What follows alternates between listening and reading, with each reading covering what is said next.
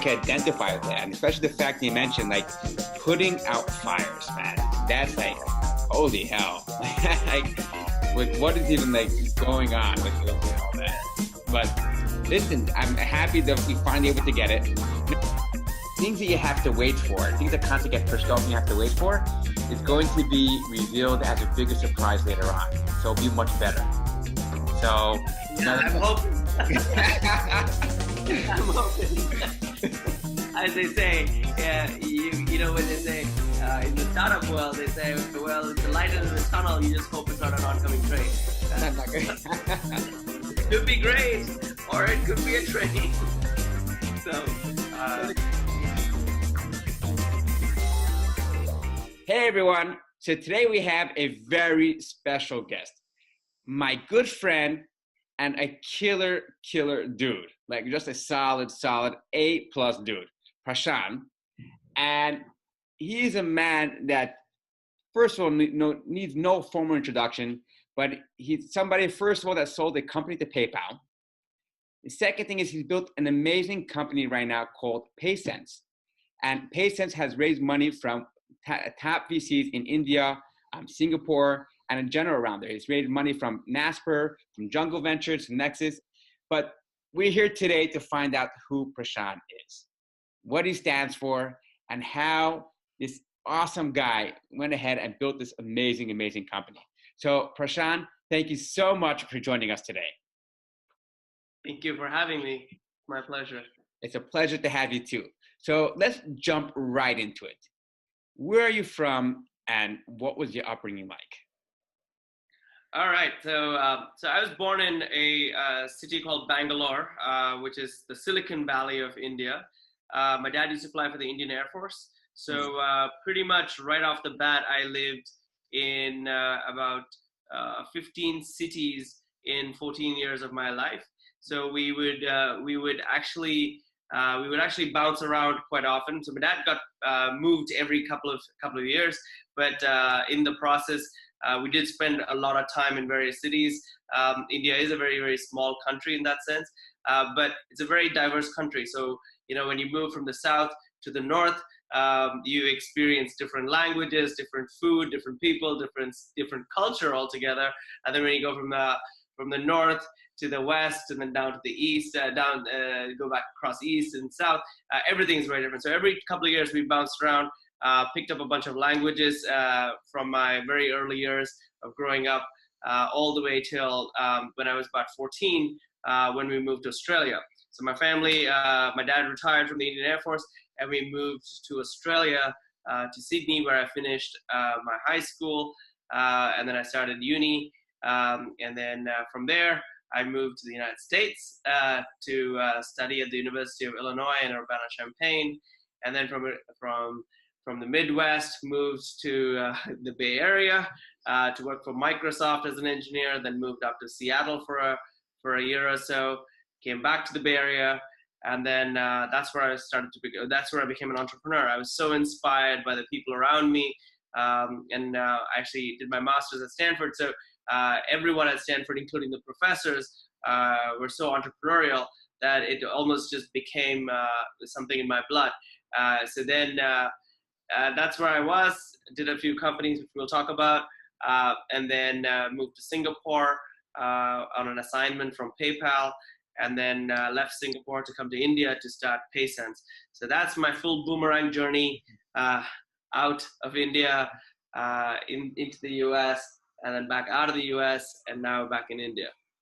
So what do you identify as? Australian, Indian, American? Like, I'm hearing you talk, and I hear all of a sudden like you somehow like a slight accent. It comes inside. Then I hear like total American. Then I hear a little bit of Indian. I'm hearing everything in your voice. Yeah. So I think I identify myself as a bit of that global citizen, and there's a very few of us who are either fortunate or unfortunate to have like bounced around so much in our lives. But I think it also makes us a very unique breed. Change is a constant in our life, and at the same time, it's something we seek out. I feel truly global, and I think it's in some ways it's amazing But at the same time, maybe sometime in my life down the road, I'll probably figure out, man, I don't have any real roots in any one part of the world, and that sucks. But for now, I think I'm just enjoying being wherever life takes me, wherever my family wants to be, and enjoying it. I think the world is a truly beautiful place, and there's no two places quite the same. But at the same time, it's phenomenal to have had the opportunity to have like been so many places, so many people, so many cultures, and yeah, I just embrace that. Right. Totally, 100%. Like they say, traveling opens the mind to people. Like, can you go around to experience something beyond what you are normal to, Yeah. It opens your mind. And there's nothing too foreign. And I think, I relate that to being an entrepreneur, because you're never uncomfortable in any situation. You know how to handle pretty much anything, right? Like, so I remember, you said, what was my childhood? Like, we grew up, when I was in my first few years of my life, we were in the South. We spoke some of the Southern languages, and then suddenly we like uprooted and moved, to the northeast of India, to a place called, Bagdogra, which is up near Darjeeling, if you've heard of it. It's one of the high altitude Air Force camps. And as a child suffering from asthma, I was already physically struggling.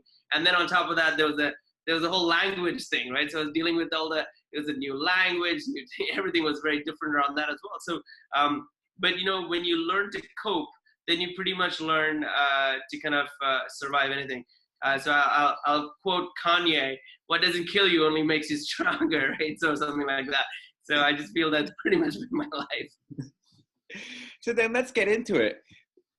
Where did your passion, and you mentioned you went to Stanford before, but where did your and you seen what was going on, the whole change, but what ignited you? Like saying, hey, you know what? I want to join the ranks of entrepreneurship and start my own startup. I think I've always been inspired by people around me. There are folks in my family that are entrepreneurial, and I looked up to them. I remember when I was studying at Urbana-Champaign, my uncle, who was at a tech startup in the Bay Area, was like, hey, look, if you're an engineer in software, this is the only place to be. So even those little conversations I would have would just kind of would just play in my mind to get me into like the Bay Area. So that's why so I was offered a job at Microsoft right out of college, and I could have taken one in Seattle or in the Bay Area. And the Bay Area for Microsoft was not a big deal back then, right? Everything was like Redmond. But I somehow subconsciously ended up choosing moving to the Bay Area. And I think that's where things got started. Like the Bay Area is still very unique part of the world, where everyone is trying to do something different. Everyone's trying to disrupt and change and make things easier, and change the world in a positive way for most part. And I think it's through osmosis. And if you have the receptors for it, you just pick up entrepreneurship, and you kind of like, you're surrounded by some of the smartest minds, some of the guys who are just thinking so profoundly that it just becomes how, and you start to identify with that. So that's where I think it started subconsciously. And then when I was at Stanford, I couldn't help but find myself in all these like venture marketing, venture, business. There's all these classes. Even though I studied biomedical informatics, I would just constantly find myself signing up for these classes because I was just gaining so much energy from these classes. It was just quite fun. And that's where I think I felt that I wanted to go out and do something on my own. And then I was, for a very short period, an apprentice to Marc Andreessen when he was starting a company called Ning. And it was back then it was codenamed 24-Hour Laundry. Wait, you're that old? I thought you were 22. Wait, you don't interview 40-year-olds? I thought you're 23, 24. And Marc is, just a few interactions with him, it's quite inspirational. And that's where things got going. And, I remember I was at this little startup, and my friends and my friend was actually connected to others at Facebook. So one winter we went to the Facebook ski cabin in Tahoe. And I was like, man, this guy Zuck just got here 2 years ago, and they now have a ski cabin for employees in Tahoe. And that's where I got thinking, man, I should do something on my own. This is quite amazing. Like, anyone can do this. And if I've met Zuck a couple of times, no different than anybody else, other than the fact that he just believed he could. And he believed so deeply he could that he did. And so I think that's where things got started. And one thing reinforces another. And then at some point you just get out and do it. Wow. So what was that final push that said, hey, if Zuck could do it, I could do it? Seeing everything's going, what was that final push that finally gave you the courage that overcame all obstacles, all fear in your mind, anything that was telling all the naysayers? What was that push? So look, I think it actually, there's no one big push, but there's a lot of like tiny nudges that kind of, and a lot of it is self-inflicted. So when I left Microsoft, I was doing fairly well as a software engineer initially, and as a product manager. And as a good Indian kid, it was almost impossible for my parents to fathom that I was leaving the comfort of Microsoft, right? And back then, I'm really dating myself. Back then, Microsoft was the place for software engineers, and they just couldn't understand. They thought they finally had me on a good path, right? And then 2 years in, or 3 years in actually, I was ready to bounce. Then I was like, but the saving grace was I was going to Stanford. So they're like, okay, fine. He's going to go to Stanford, then he'll probably return back to Microsoft in a slightly better position, and he's still on course. But I think and there was a lot of folks who told me, dude, like, you're silly. You're on a very good path here at Microsoft. Just keep going. And then the Stanford thing came along. I jumped over, and despite people saying don't do it, I did it, and that just reinforced some confidence that yes, you can just believe that this is the right path, and that is your right path, right? And then from Stanford, I went to work for Marc for a brief period, and then a mentor and a very, very good friend of mine, Nikhil Singhal, he had previously run Cast Iron Systems, was just about to start a company called Say Now. And he saw something in me that I didn't. He said, man, you're actually a very, very good product manager. I'd like to bring you in on the founding team of Say Now. And for me at that point, I was like, wow, okay, cool. The dude's going to sponsor my H-1B. I like working with him. And that's all I thought about, really. To be honest, I knew we could always go shape the product, build a company, do amazing things. So it was a leap of faith to be working with people I cared deeply about. And I knew they had raised a little bit of venture money, or they would soon after. And that's all it took. That was my kind of half step. Then I ran product for Say Now for 3 years. They were on a nice, healthy clip. They were doing very well, eventually sold to Google. And 3 years in, I felt that was my time to leave the nest. I had seen how Nikhil would raise money. I had seen how he was such a good leader. He could bring teams together, how he was a builder. He was systematically building stuff. So I learned a lot of that from him and the other co-founder, Ujjwal Singh, both very dear friends of mine. And so now when that all came together, I think that's where I was like, well, those guys can do it. I think I can do it. And I left the nest 3 years later. Lucky enough to raise some capital very quickly from investors who had put money into Say Now. But I think it was a moment of reality, right? Like, you believe that you can do it, but the reality there is a bit of a gap. So my first venture actually failed. Failed because I had actually forgotten that it was more important to build a product, a institution that could generate products, that we could fail fast, we could get product market fit, we could actually get something to scale, and ultimately it was important to actually get consumers to want what you built. I started to focus on all the wrong things. I was like, well, I am CEO. I need to kind of go recruit a bunch of people. I need to set a hierarchy in an organization. And I'd forgotten that, at the heart of it, we still needed to build a phenomenal product. And in some ways, I had delegated, I'd outsourced, and I'd forgotten my roots. And pretty soon, I think the company was not going where in the direction. So we just returned capital and kind of shut it down. We did that, and then I was actually more energized after that, because I think I had just been cut back down to size. I spent the next 6 months just tinkering and kind of like taking on some small contract jobs.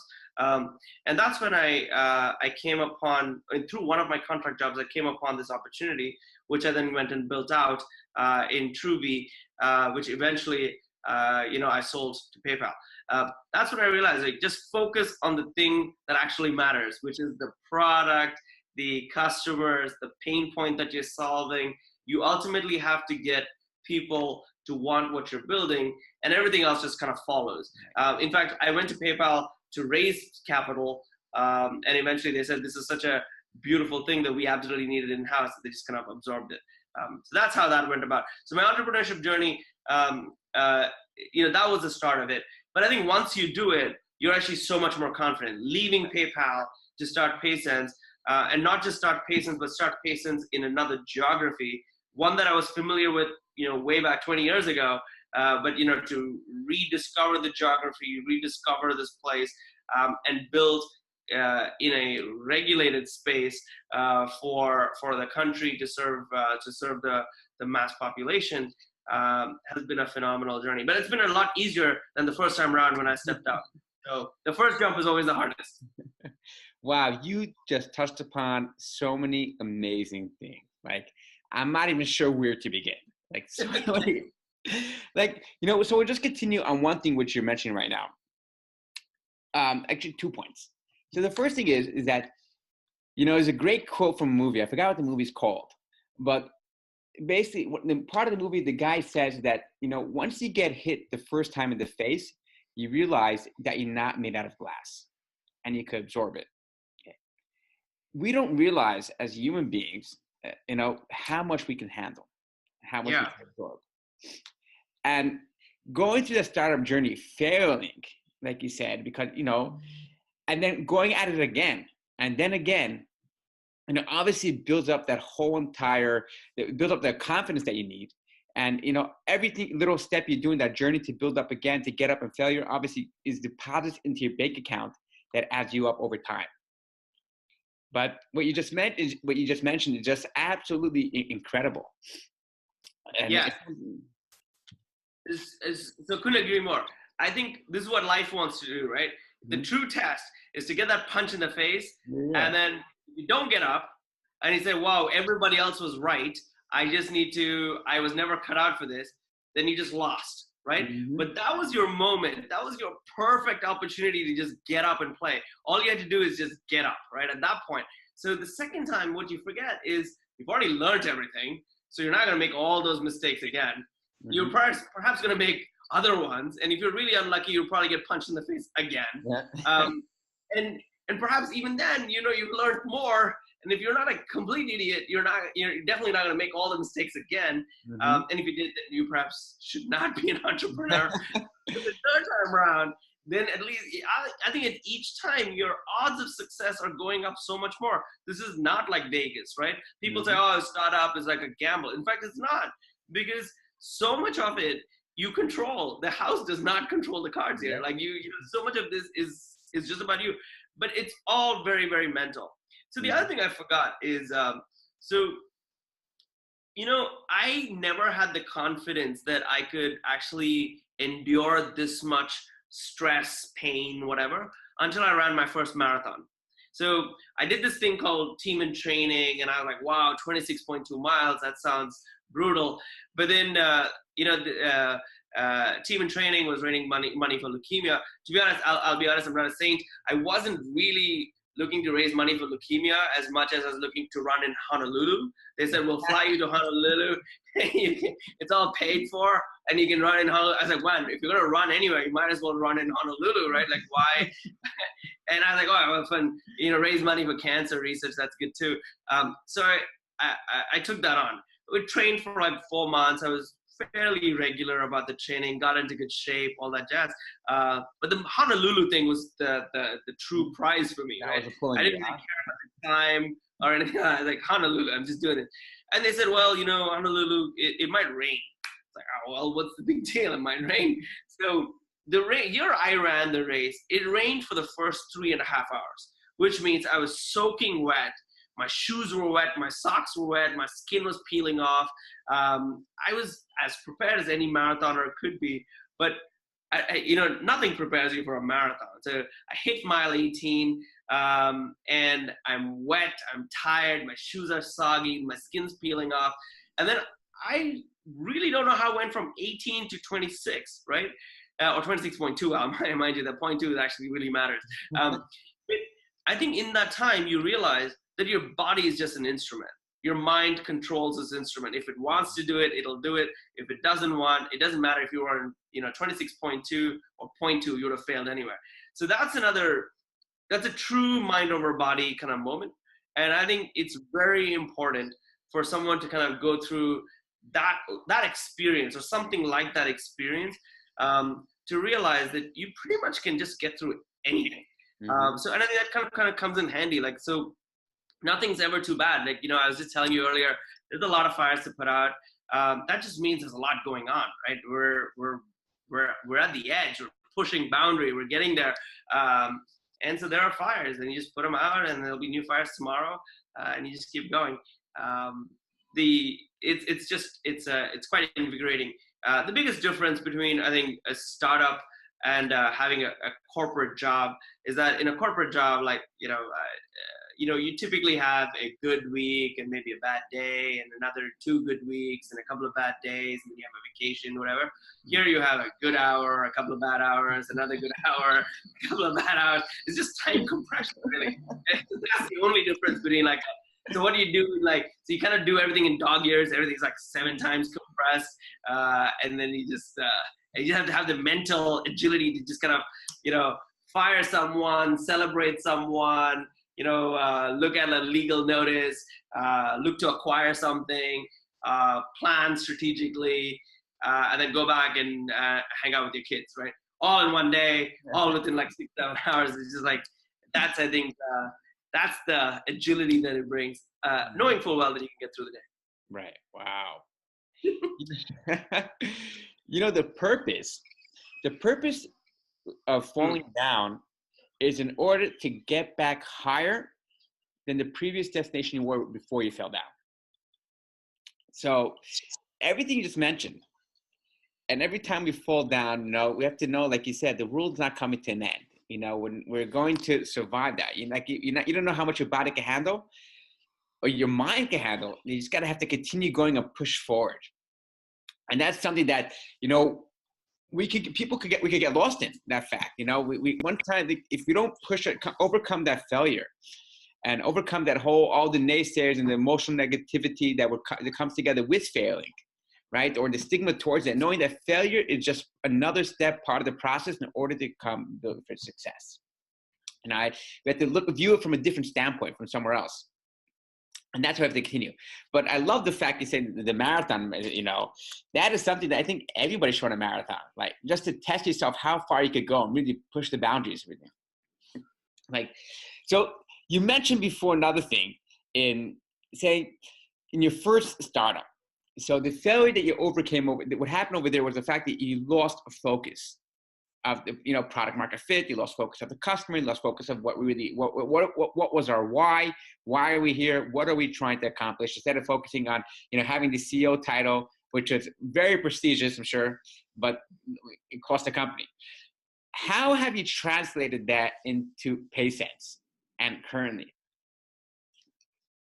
Yeah, so I think, like I said, if you learn a lesson, a very valuable lesson like that on someone else's dime, and then you forget that lesson, then perhaps this is not for you, right? Like my dad used to, my dad used to fly for the Indian Air Force, and he used to say, it's only in aviation that you can't learn from your own mistakes, right? You almost always have to learn from someone else's. But in startups, you have the advantage of at least learning from your own mistakes. You do get a second chance in some ways, but you have to learn that lesson. So I think for me, you start off grounded, you start off with a mission, a clear mission of what you're trying to accomplish. And then it's all about rallying a group of people to that mission. And I think it's about keeping that focus at every stage of the company. Our mission hasn't changed. We are changing how Indian consumers have a much better way of accessing credit in the market, right? One can say the banks and the bureaus and the various financial institutions have dropped the ball, or they've kind of self-selected a segment of the population they want to serve. But that leaves a very large percentage of the population unserved or underserved. And so our purpose, our mission, is to get them access to credit and graduate them in a world of credit so they can better themselves and have a better financial life. That is our unique purpose. And so everything we do now anchors around that, right? So basically, we never forget that. It doesn't matter if you cleared a seed round, a Series A round, a Series B round, a Series C round. The purpose is the same. You just do things at a bigger scale. You might offer better products, a different experience. You may have better partnerships. All that changes, but the purpose remains the same.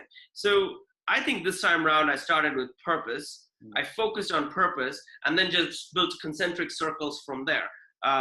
But we're still, and I think it's not just it's like concentric circles, but it's also kind of conical. So you feel like you're coming back to the same spot, but actually you're a little bit higher the next time around. So it's kind of like, it's like quite conical. And I think we're building out this way. So I keep telling my team that, if you think you're finding yourself almost exactly where you were about 6 months ago, you actually are forgetting the third dimension. You're actually climbed a bit higher. So I think it's a concept that I like to play with, but it does feel like that. Sometimes it feels very deja vu, like, man, didn't we just kind of like experience it? But that's one. And I think the second thing is, this time around, I'm very focused on kind of empowering people or enabling people to do their best work, right? So I just want to create in some ways, PaySense is a container to bring some of the best people to do the best work towards that mission. So the mission is very clear. So when you recruit against the mission, and then you just bring people more and more, keeping their life goals and expectations in mind, and bringing them and enabling them to kind of meet that mission. And so that's, I think, all I'm doing. So that's all I've been doing for 3 years. And the fundraise and everything else is just activities, right? Before, that was my mission. My mission was to fundraise. My mission was to kind of have like show up at these like big meetings and say smart things. But that's just the activity that you do to fill the day, perhaps. But this is quite different in that sense. Wow. I think you're in the wrong career. Yeah, you need to become the Tony Robbins of India. That's it. Yeah, it'll be Tony Rangasamy or something like that. The ability to inspire and ignite that fire within people is something just incredible. You have it. I'm feeling it from over here, and I'm feeling the energy, and awesome. Just amazing.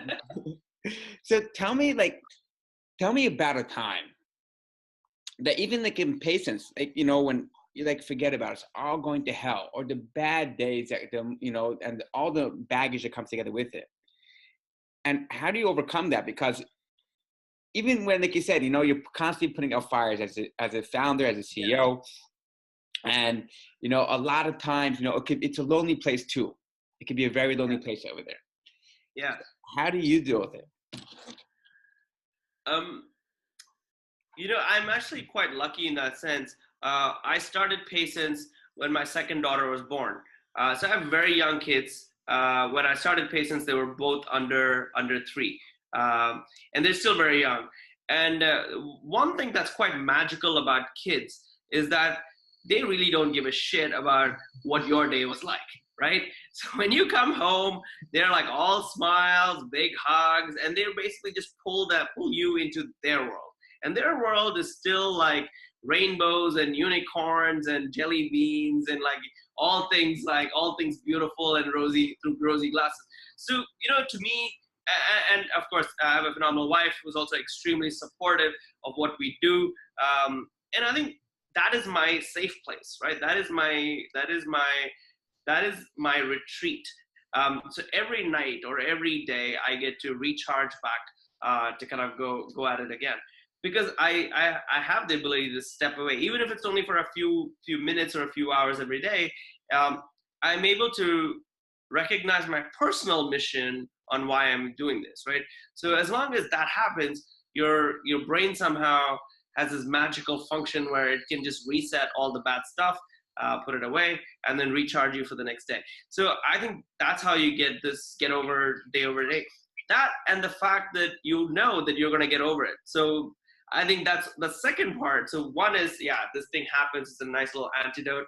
The second is you have the confidence that you're just going to make it through. And you can't ever lose that, especially because as a CEO, I think that's the only job. The buck stops here, right? You can't get depressed. The whole world could go to shit around PaySense, but you can't get depressed because now there's 145 people who kind of look up to you, and if they see the despair on your face, that's the end of that. That's gonna transcend as fast as any other energy you're picking up. So it's very important to find deep inside you that confidence that it's gonna be okay, and then kind of project that back out in a very strong way, so that other people can kind of tap into that source and then move on as well.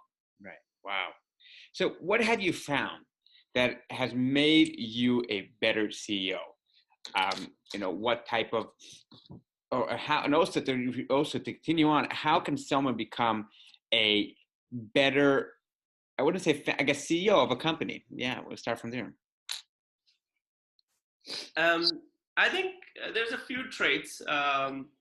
One is, I think you have to bring a learning mindset, right? Mm-hmm. You don't know it all. You have to be open for learning, and you have to learn from everybody, right? It could be anybody who teaches you something in the company. So I do spend a lot of time across all levels of the company, just because I think, in some cases they are seeing something that I'm not. They are feeling something, they're experiencing something that I'm not. They're more in touch with the customer and the pain point of the customer than I'm not. So I think that if you have a learning mindset and you have you put your ego aside, and you have a curiosity to ask questions and kind of find out what's going on, then to be honest, it's quite an easy job, because then you're just kind of like pattern matching, you're synthesizing, and then you're delivering back out. And when you deliver it back out, people are like, wow, that's really awesome. How insightful. Actually, it's not. It's actually just insight compilation. That's my job. The other thing is, I every day I remind myself, I'm not here for me. I'm here for the people who are here with me, right? So if you just kind of move purpose into enabling, the next line, the line after, and the line after, then it's actually a very easy job, because once again, you are just saying, what is going to make these people successful today? What is going to unblock these people to delivering more, today? And then once the focus is on them, it's actually, you're very objective. And then you're able to kind of just, you go into an automatic, place of like executing on their behalf. The third is, I think every good CEO should meditate a little bit. I'm no yogi. But I think you can meditate for like 5 minutes in the car.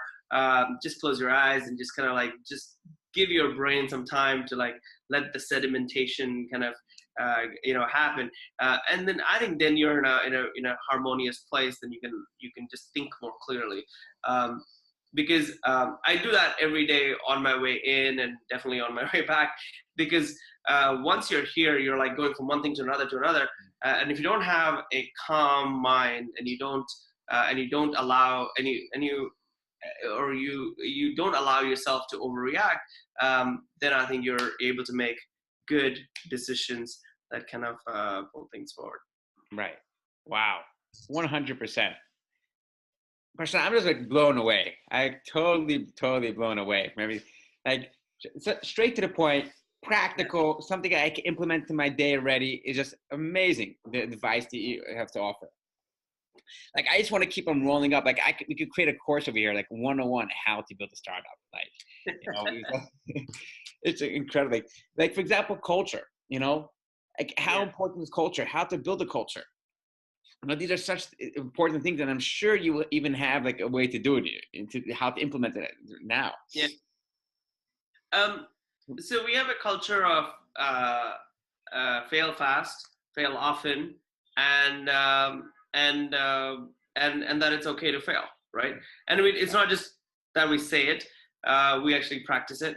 And I think if you have a culture where people are allowed to fail, and it's okay to fail, which actually is very counter to how the Indian education system works. It's a very counter to how the Indian professional system works, where there's a lot of penalization, I feel. Then I think innovation and entrepreneurship kind of bubbles from every level of the company. And that's the magic that one can unlock in a company. The second is, I think, if your culture kind of allows even the quietest of voices to kind of be heard. So the loud voices are always going to be heard, right? There are a lot of people who are the rah-rah, very, very loud extrovert types. They're always heard. And in fact, their volume is so high that you don't often hear from the people who are actually thinking about things more systematically. They're actually calculating how things would work out, and actually are a little bit more pragmatic. The rah-rah folks always take over, especially in the startups, because we all want like a alpha personality in the mix, right? So I think in the culture there has to be a kind of good dosage of being able to kind of tune in to the right frequency where the quietest of voices can be heard. And I think I found that to be very, very, it's very powerful, especially as a CEO. I try to always kind of call out the quietest of voices and not just hear the ones that are really loud. So failure, ability to listen to the quietest of voices.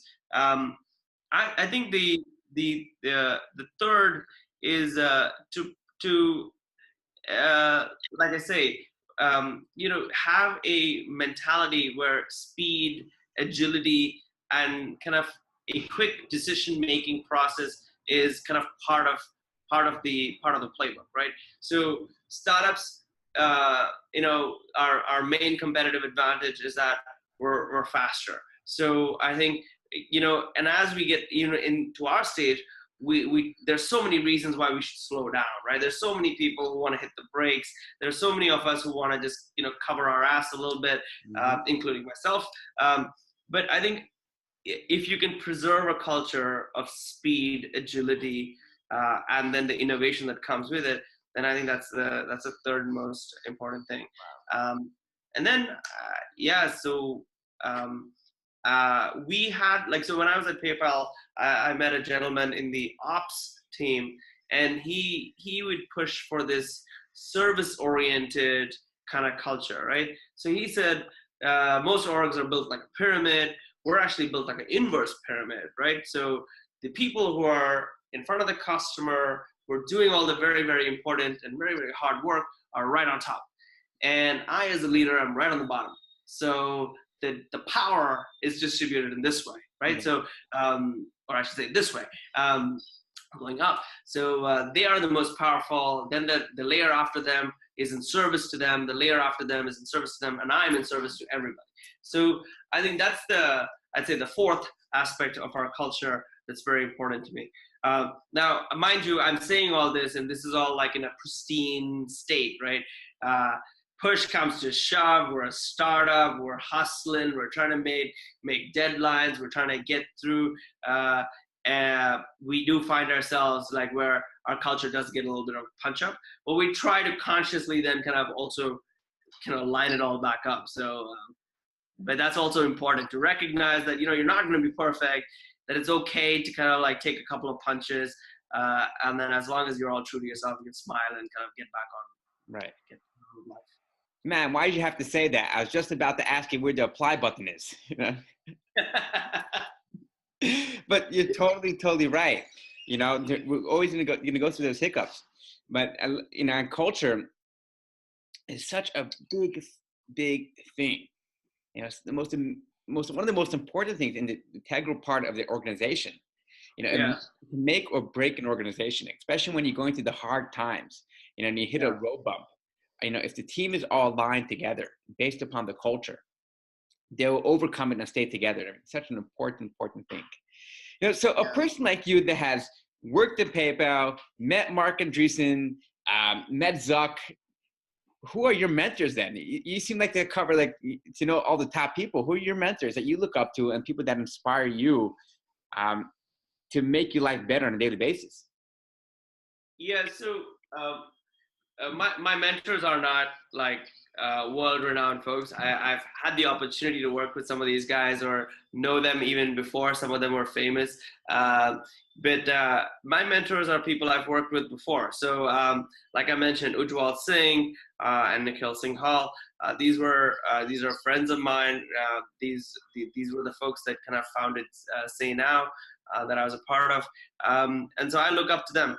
Now, I've actually, some of my VCs have become very good friends of mine. So folks at Jungle, folks at Nexus, and the folks at Naspers that I'm just getting to know, they're all quite inspirational on various levels. They're also, of course, they're on my board, so they are mentors of the CEO by design. There are folks in our family circles, like my dad's a huge mentor. Some of my, like I mentioned, my uncle, another phenomenal man who's built a lot on himself, mentor of mine. But yeah, these are all very local. I don't have like published authors or like superstars as my mentors. These are more local to me, but they make sense to me because they know me really, really well, and they know what works and what doesn't work in my world. So I think, and I know that they have my best interest in mind. That's amazing. It's always the smaller people that don't have running the risk of not living up to the expectations that we were set for someone that's famous, and they would give you the best advice and everything. So it's incredible. Yeah. So what message do we tell a younger self? Coming out of Stanford, the whole world is facing him for the first time. He can do whatever he wants. He can work at Microsoft, he can start a startup, or he can become barista in Starbucks. What do we tell him?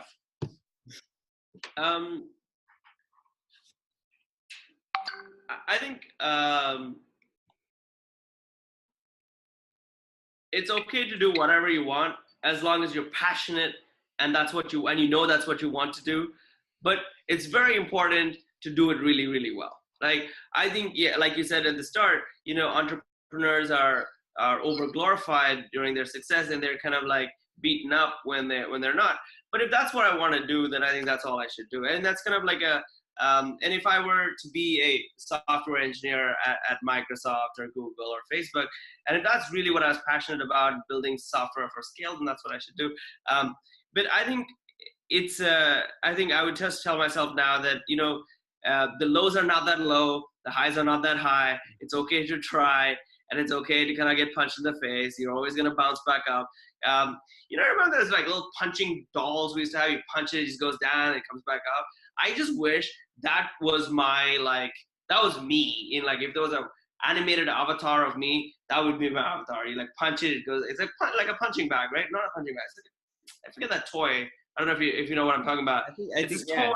Yeah. You can just punch it, it just goes down, and the center of mass just pulls it right back up, right? Yeah. And then you punch it down, and it goes back up. But yeah, that's kind of like what I would say. Like, just keep that in mind. That's what you are. You can get it. But most days I look like one of those figurines that are hanging outside of like a Toyota car. It's like just blown around in the wind, and it's like directionless, but catches your attention nonetheless. But yeah, that's what it feels like. Wow. So, I know we're very pressed for time. So what are some obvious mistakes you tell new entrepreneurs to avoid not to make?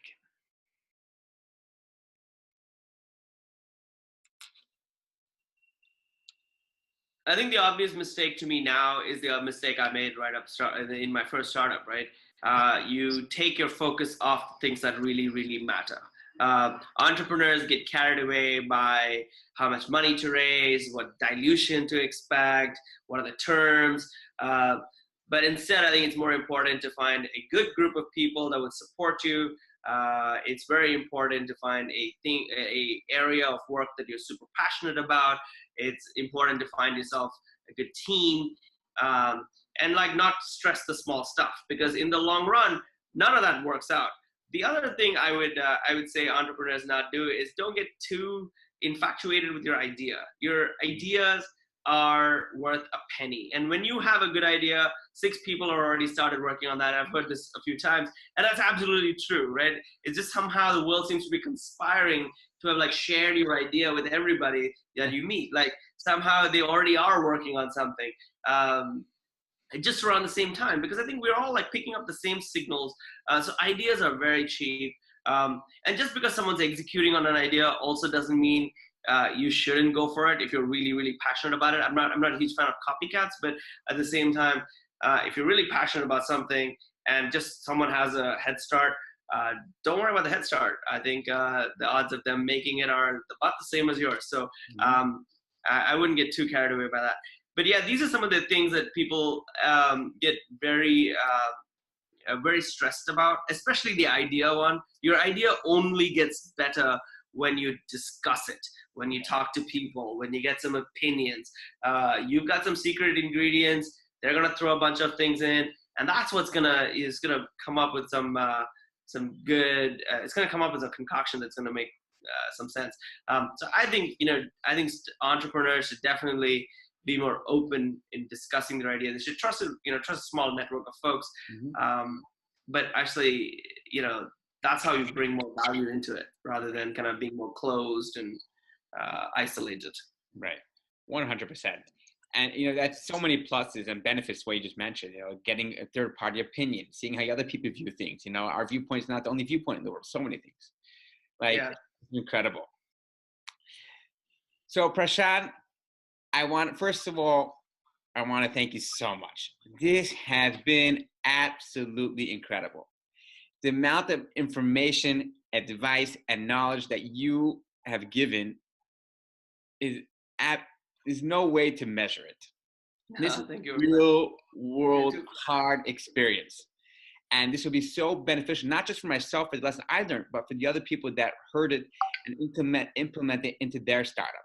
So first of all, thank you so much. And obviously goes without saying, if there's anything you need for PaySense or for your family, please don't hesitate to reach out anytime you need. But really, thank you very, very much. I appreciate it. Cool. Thank you. Thank you very much. Good. See you later. See you later.